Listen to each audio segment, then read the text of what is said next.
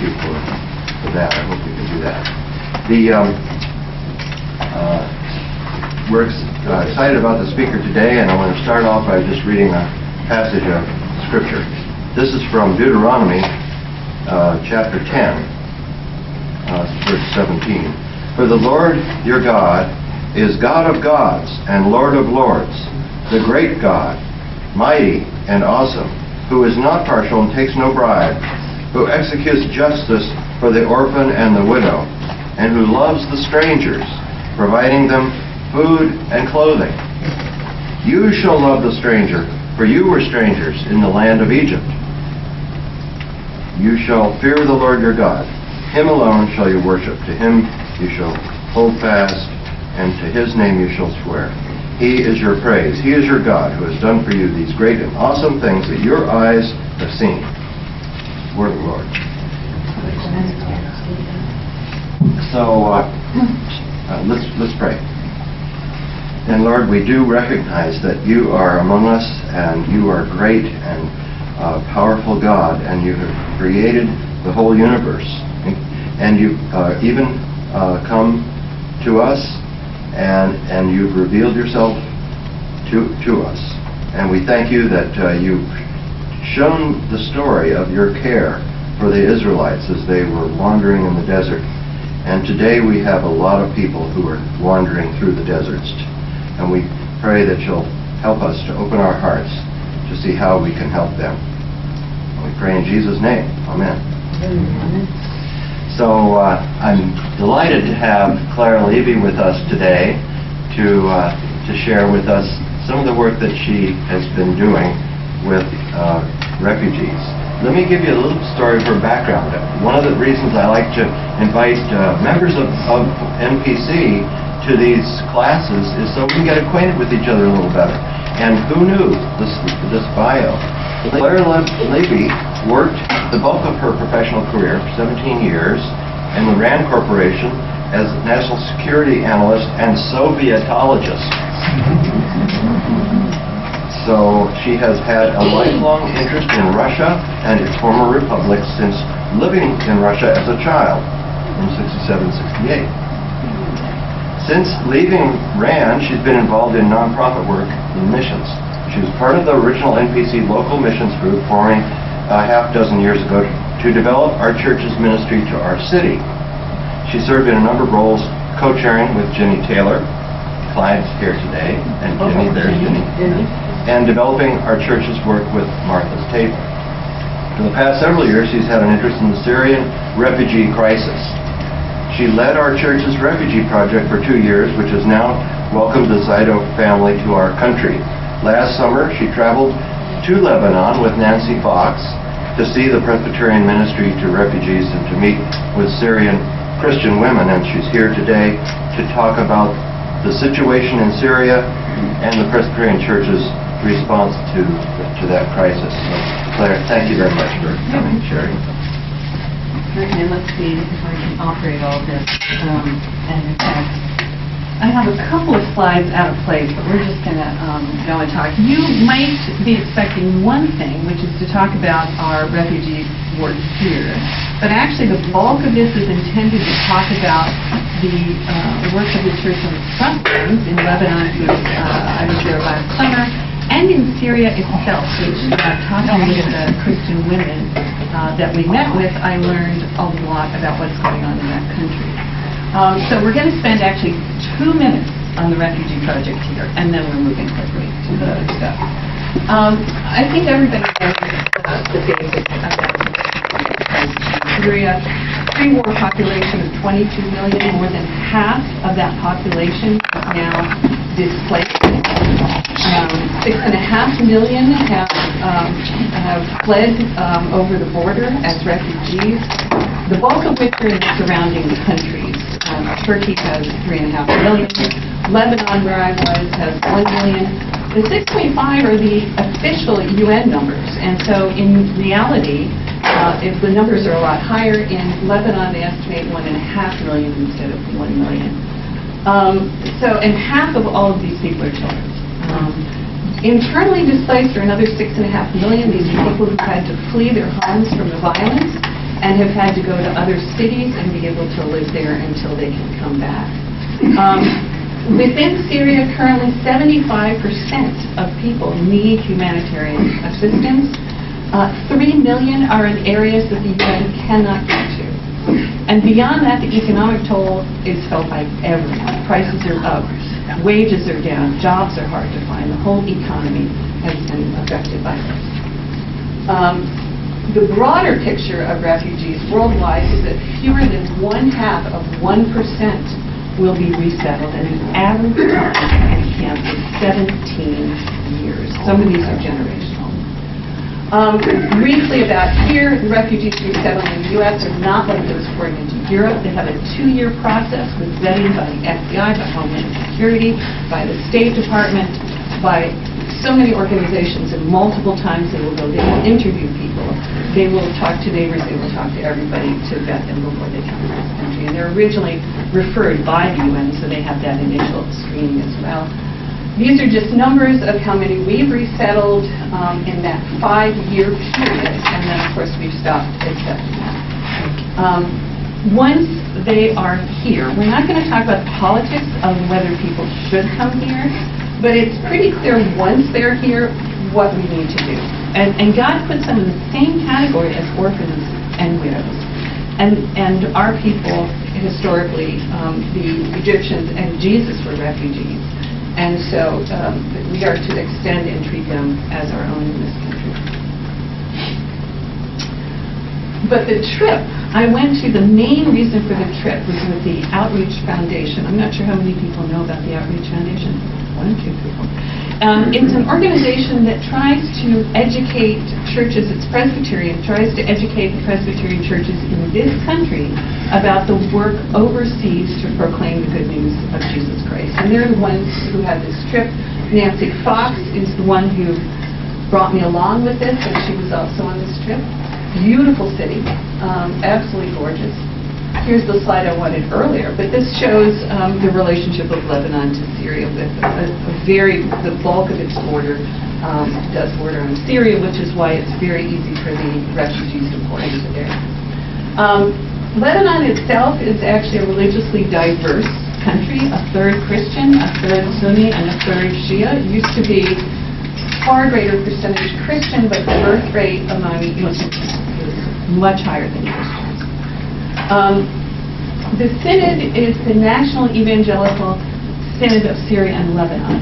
It is a very small synod. It has 38 churches in those 2 countries, about 20 pastors only, but they have a number of other preachers, people who go and at a church are taking the place of a pastor where they don't have it. And in Syria, some of the pastors cover 2 or 3 churches. So I want to talk about, they have a lot of different ministries in Lebanon for the refugees, and it continues. The civil war in Syria is 7 years old, but they continue to increase the work that they have. I want to talk about schools where the children, the bulk of these children, have never been to school. And then a postnatal ministry that the Synod supports over there. Schools are a cornerstone of the Presbyterian mission to this area. The Presbyterians came in the 1800s, and this was a very important part of what they were doing and how they were spreading the good news of Jesus Christ. I'm sorry? The Dodgers who started AUBs. Yes. This is a quote from Joseph Kassab, who's the General Secretary of the Synod, and he's very focused, the Synod is very focused on rebuilding Syria from the schools up with the children, providing a foundation for them. Just some information about the Syrian refugees in Lebanon. The Synod has opened 6 schools, one of them just recently. They're going to continue to add on schools for the Syrian refugee children, all of whom are Muslim, and the bulk of them are under the age of 12 for most of these schools. We visited one school in the Bekaa Valley, and I am not an expert in this area, so I will guarantee to you I will mispronounce names and not fully get it. So, but this is the Cavalia School in the Bekaa Valley. We were greeted with songs in English and in Arabic. These children were amazing, the enthusiasm. These are kids who 8 months ago, they've been in the school for 8 months. 8 months ago, they were literally running wild in the camps. No structure, no school, nothing, and parents who were depressed. So the parents couldn't even spend time with their children. So this is an extraordinary situation. When we saw them, they were like any other school child. They were excited, they were happy, they were pleasant. It was very impressive. And the children come from refugee camps. These are 2 of them in Lebanon. The school provides transportation, uniforms, all materials, food during the day. So they provide everything for these children, who of course do not have the means themselves. And Claire, did you say that the schools are funded by the Synod? Yes, they are fully funded by the Synod. They are also, each school is under the guidance of the local Presbyterian Church. And I'm going to probably switch terms here. The Presbyterian Church is called the Evangelical Church over there, which is why it's the National Evangelical Synod of Syria and Lebanon. You can see here Nancy. In addition to the songs, they danced for us, and they wanted us to join in. And when we joined in the singing, they did heads, shoulders, knees, and toes, which we managed to, in our creepy bodies, do, and dancing. And they lit up when we did. They were so excited to have us participate with them. This is the principal on the right, Mrs. Masak, and her husband is the pastor of the local church, and their daughter. She is the principal of the school, and she shared with us about the impact this school has had on these children. That they initially come, and they are not even very kind to each other. They are used to being in an environment which is a survival environment.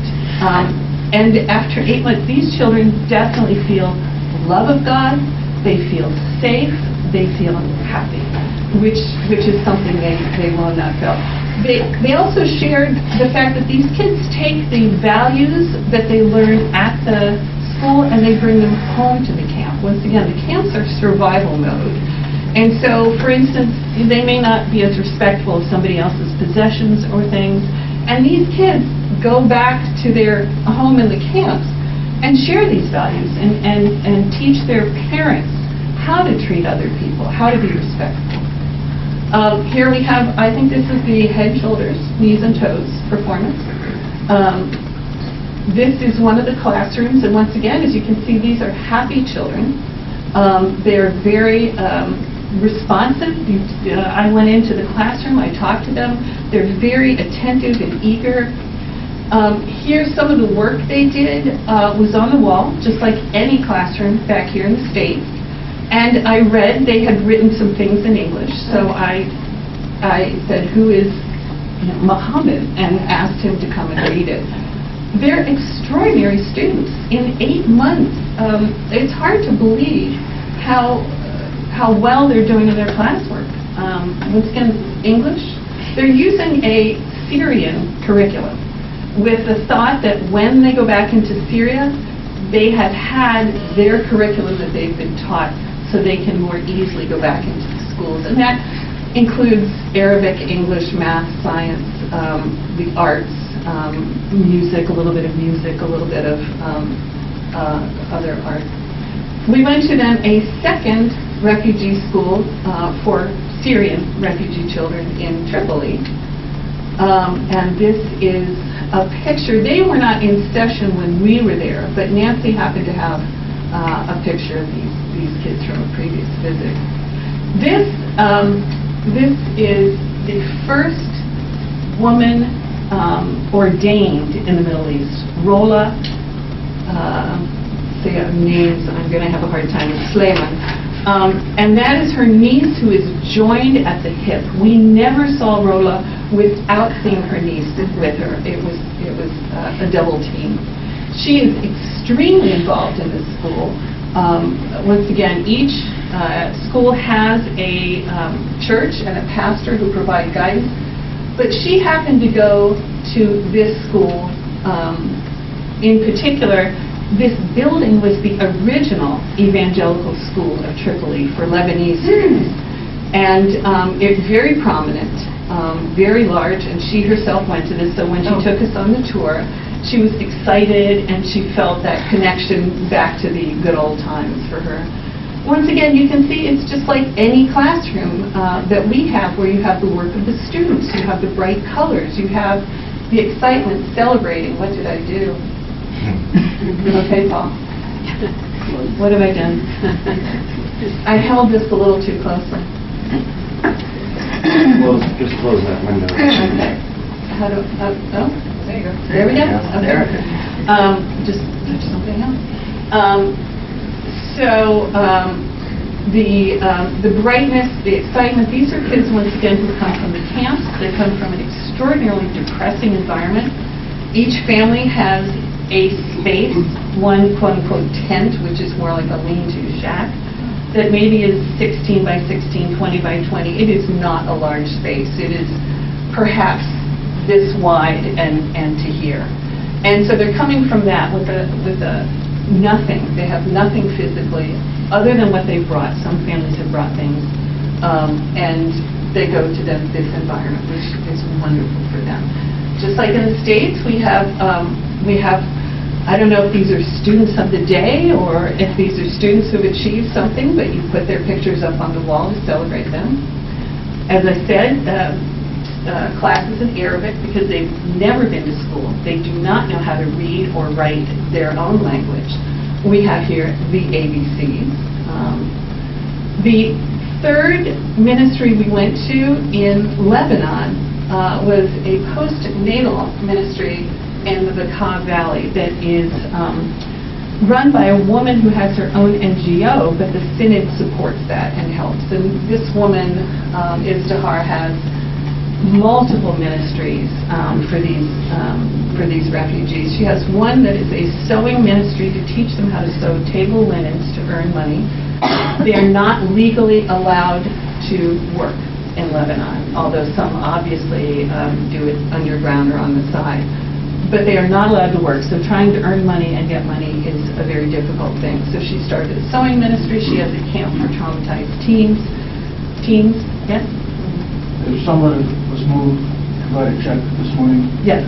can you have a way to get it safely to? Yes, I can. Okay. The best way is through the Synod to the Outreach Foundation. I have friends who died there. There we go. And it's deeply appreciated because, once again, the Synod is small. Churches in Syria have no money to support themselves. In Lebanon, they are stretched to the limit. So, indeed, money is needed. And I think here the International Missions Committee, as part of the tithe of the building campaign, is giving some money to the Synod, which is deeply appreciated. This is the refugee camp that we visited. And as you can see, this is, I believe, an official UN camp. So this is better than a lot of the other places where they will just set up camps and tents in the middle of a residential neighborhood. I mean, wherever they can, they'll just set up a little settlement. These are some of the mothers inside. So Izdihar has, I don't know if it's whether once a week or once a month. I think it's once a week. She comes. She has sometimes a little class for these mothers, educating them. She'll bring them supplies. Today was, on this day, was baby formula and diapers. They don't have much. They desperately need medical care. A number of these babies have issues which she does not have the means for, but I think she tries to link them with some other resources. Beautiful women. You can also see from just their attire, these were middle class or upper middle class women. The Civil War does not know class. I mean, the bulk of the people who are fleeing are people who had very middle class or better life there, and they've had to be upgraded. So once again, some of the women. And we have Nancy again, holding one of the babies there. Now I want to move on to the work in Syria, which for me was a revelation. I tend to think of refugee work as what can we do for the refugees here? what can we do to support the work on the front lines, the surrounding countries where the 5.5 million of the 6.5 million have fled to. But I now think of refugees in terms of work done within Syria. And this was a revelation to me. Nancy and I went, the main attraction actually for us going to Lebanon was a retreat for Syrian Christian women that is held annually. 100 women come out. I'm going to skip ahead to a slide here. If I can skip ahead fast enough. Or not. Oh, there we go. There we go. They came from all over. These are, which of course you can't read, apparently, the letters, but these are the evangelical or Presbyterian churches in Syria. There are 18 of them. 4 have been displaced, therefore they're no longer meeting. People came from all over. From the northeast corner, they spent 2 days getting down to the retreat. I think one of the churches, it took 3 days. The ones on the west coast typically took a full day, if not more, to get there. So these women poured into this retreat, and it was the highlight of the highlight of it. This also was the best women's retreat I have ever been to in my life. I was stunned. This is not what I expected. It was a very empowering retreat, which was outfitting these women, which was encouraging them, which was empowering them throughout the whole time. There were 2 sessions a day, a variety of very high-level speakers, and a lot of energy. I was blown away. First day, we had bus after carload arrive at the conference. Groups from various churches. Most churches sent about 12 people to this. Larger, I think the smallest, there were a few with only 4 or 5. But these are some of the women who came. I didn't expect this. I was expecting people who looked like refugees. I was expecting people who had no nice clothes, who were depressed, who were despairing over the situation. That is not what came off those buses. These are women who were excited, who were energized, who were beautifully, just beautiful women. Most of whom looked 10 or 20 years younger than they are. So that mystified me. I was envious of that. This is in the retreat. They had a retreat center that was wonderful with rooms, semi-private rooms with 2 people to a room. They had a brand new conference building that they had set up, and they had some other facilities as well. One of the highlights was communion being served by the first, actually currently the only 2 ordained women in the Middle East. Rola is on the right-hand side. Between Nancy and another local pastor is Izdihar Kasab. She is also married to the General Secretary. And it was exciting. Before, there were always men who would serve communion, so everyone at the conference was quite excited to now have men. We've seen that chart. At the conference, lunchtime, we had the opportunity to sit down with these women and learn about what is going on in their cities and in their country. And it was astounding. There was a language barrier, so it was not always easy. You had a sampling of people that you could talk to in depth, but many of these women spoke English, and they would help translate for others. 2 cities in particular I would like to highlight who had, I think, about 12 people there from each of these cities. Homs, I'm not sure if you're familiar with Homs. Good. 3rd largest city in Syria. Next to Aleppo, perhaps the most devastated. They had a siege for 3 years, from 2011, the very beginning of the war, until 2014. And the city was, as you can see, absolutely devastated.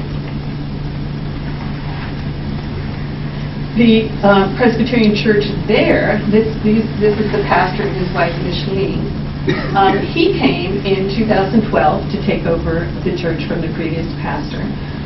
Days after he arrived, rebels came into the Christian section, totally destroyed his apartment, damaged the church. This was his welcome to the city. Their church was not as damaged as a number of other ones, but the roof was caved in, inside was in shambles, but still, even during all of this, all of these churches had a variety of ministries to the Muslims as well as the Christians, providing water, providing a safe kindergarten place for the kids to come to, ministering to those in need. They had a confirmation class. Look at the number of people in this city, in this confirmation class. It's extraordinary what they did. And of course, they, like many places, there's rebuilding going on. And the churches in particular feel a sense of excitement and rebuilding, not despair and that there's no hope and everything's continuing to be destroyed. But there is a sense of rebuilding. Now, one of the rebuilding efforts that Micheline, the pastor's wife, we heard about in July, she had plans to open a bakery in Homs to provide normalcy, to provide jobs for some of the people who are most affected by the war, which sounded like an extraordinary idea, but something that would be a little difficult to make happen. This is the site that they had identified for this bakery. Well, by January of this year, it was open. July of last year, nothing but plans and dreams and hopes. January of this year, it's open.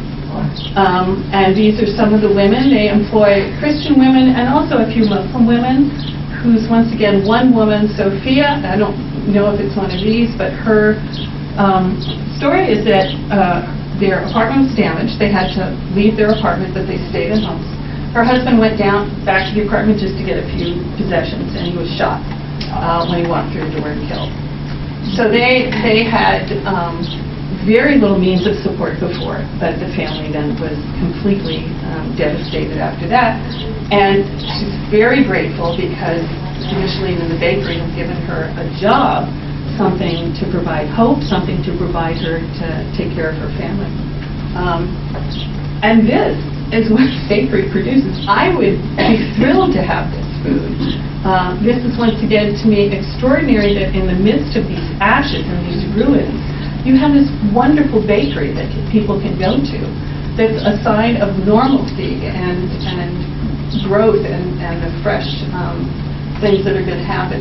This is one of my heroes from Homs, Hazar. She is a civil engineer. Her house was completely destroyed. She never left Homs. She is committed to and is working now on rebuilding her own apartment. But she is also part of the city's long-term planning to rebuild the whole city. And long-term, of course, is long-term. Her excitement for this, once again, her energy is not that of despair, we are destroyed. The excitement there is of energy and rebuilding, and this is God's call for them. She has a difficult personal story as well. Her son, one of the things that was the heavier issue at the conference is anybody with boys, with sons the age of serving in the Army, was a source of just deep pain for these women. A number of them have managed to get their sons out of the country. Those who have not, the 2 years of mandatory service has turned into 7 years so far and is not going to end. And as we know, their hearts are out because they know their children any moment could be killed. Her son went across the water to Europe and made his way at the very beginning of this conflict and made his way to Germany. He's safe. He's in Germany. He's studying. He actually now just got a work permit so he can work there. So he has established his life. But that was the number one concern for her, is to get her son safe. And for so many of these women, that was just despair in their hearts. The next city, there were about a dozen women from Aleppo. They had not arrived by the time the conference began, and we were told this is normal, that every year they don't know if they're coming, if they can make it out. There is still only, even though the siege has ended, there's still only one road that is safe to go in and out of Aleppo, and that road you can only travel on certain hours. So they are limited as to whether it is safe to get out in the first place and when they should come. So they arrived at about 5 p.m. We all had been there for a couple of hours to great cheers. Everybody was so relieved and excited that they were able to make it. Aleppo, as you know, is the second largest city in Syria. It is the one that we've perhaps seen in the news the most. Their siege lasted until December of 2016. They had a 4-year siege, almost a 5-year siege. And I think everyone here has seen newspapers, has heard accounts of the devastation of Aleppo. This, in fact, was the evangelical church, the Presbyterian Church in Aleppo, which is history. This is the pastor there, and I'm going to have to, I didn't meet him, so I'm going to have to look at his name and see who he is. But he is committed to that congregation. This is Pastor Ibrahim Nasser.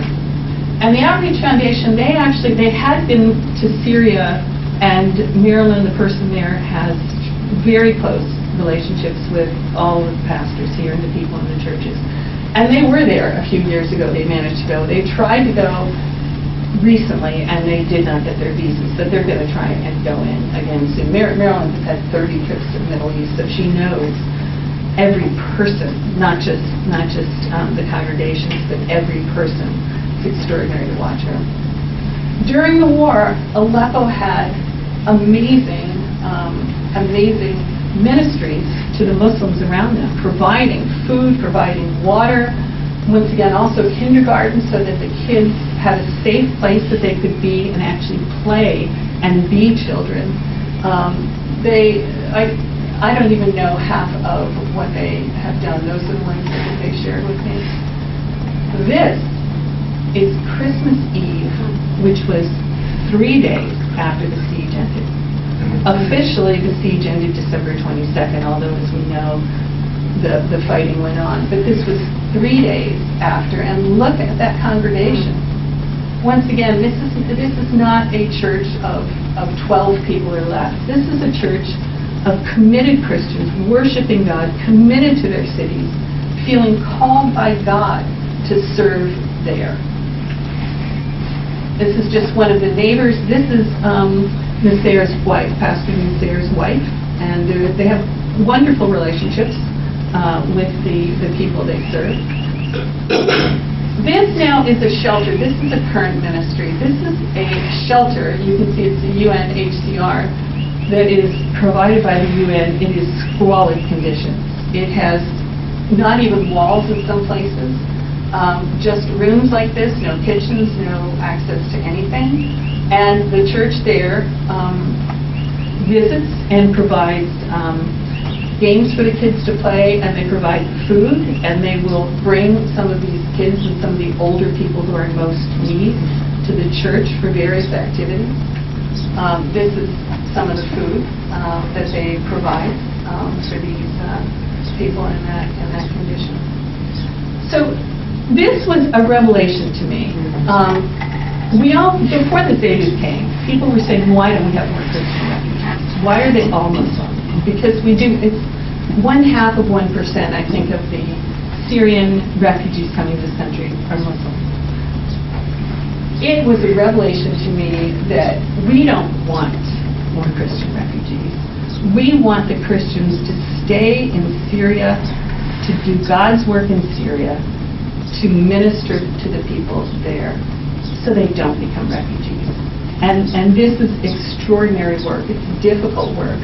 But instead of just thinking of refugee work as supporting them in the U.S. and supporting them on the front lines, to me now refugee work is supporting the churches there so they can minister to people before they leave their country and have to leave their homes.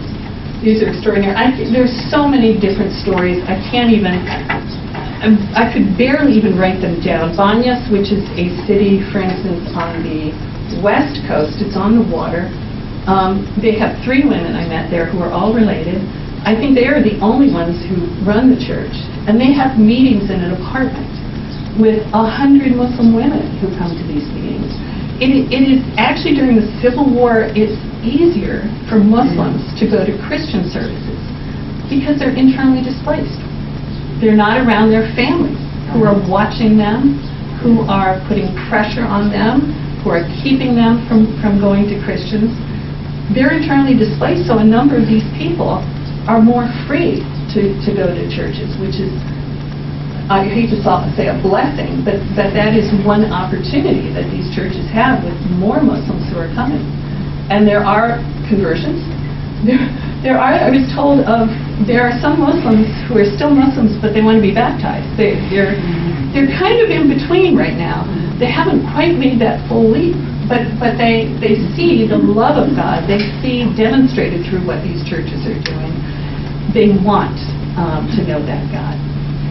So the work there, it was astounding. Joseph Kassab, the General Secretary, sitting down with him, he spent one afternoon talking. And once again, I expected to hear about all the difficulties, to hear about all the despair, all of the destruction. He was excited about the future plans for rebuilding. He had been talking with these pastors in these churches.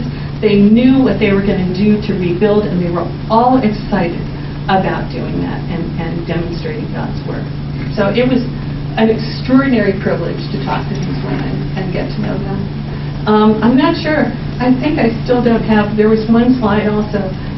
The bus from Aleppo had to leave at 3 a.m. in the morning.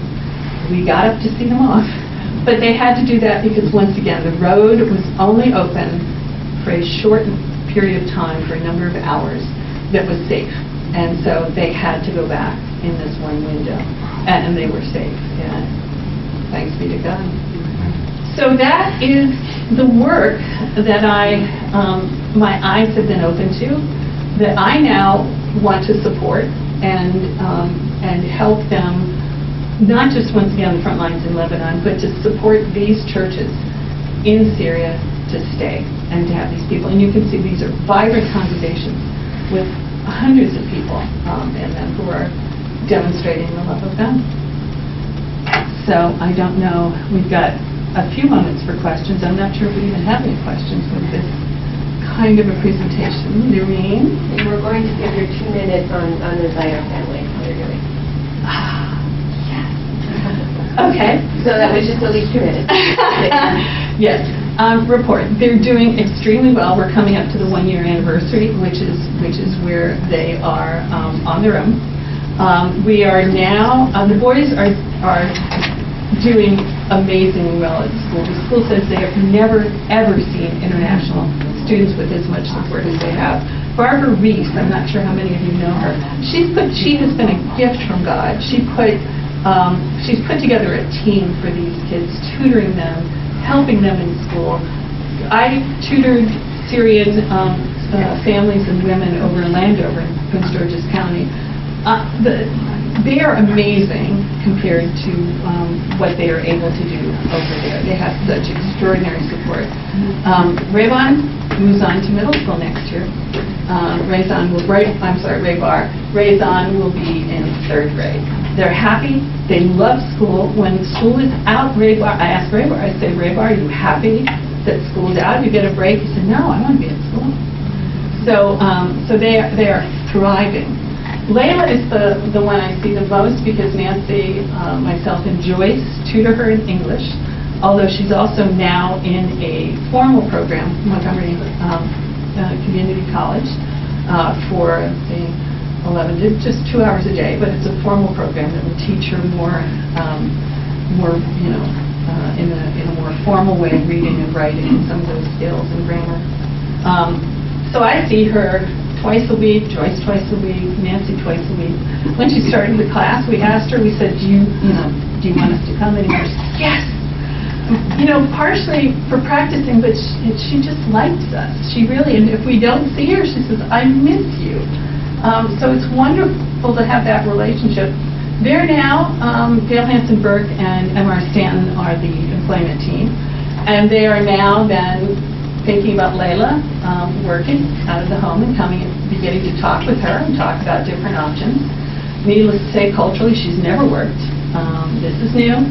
Her English, according to Nancy, who's worked with so many refugees, just I don't know how many, 100 or whatever, she has never seen anybody learn English as fast as Layla. Over there Friday, and she's just talking. I mean, at a normal pace, it seemed like she wasn't even looking for words. It's simple. It's, it's simple. I'm sure people with heavy accents, she can understand. I can't understand. But she's just extraordinary. She is a joy to be around. She's just a wonderful person. Safe, I see the least. He is still working at the dry cleaner. He got a wonderful job as a tailor there. They're very happy with the quality of his work. We're trying to get him more hours so that he can also ramp up. In the meantime, they do have savings that they have kept from when they originally had support from us and some benefits. Also in taxes, they qualify for certain the income credit. So they have savings that they have kept in the bank, and they're able, therefore, to rely on those if they need them for various things. They're incredibly thrifty.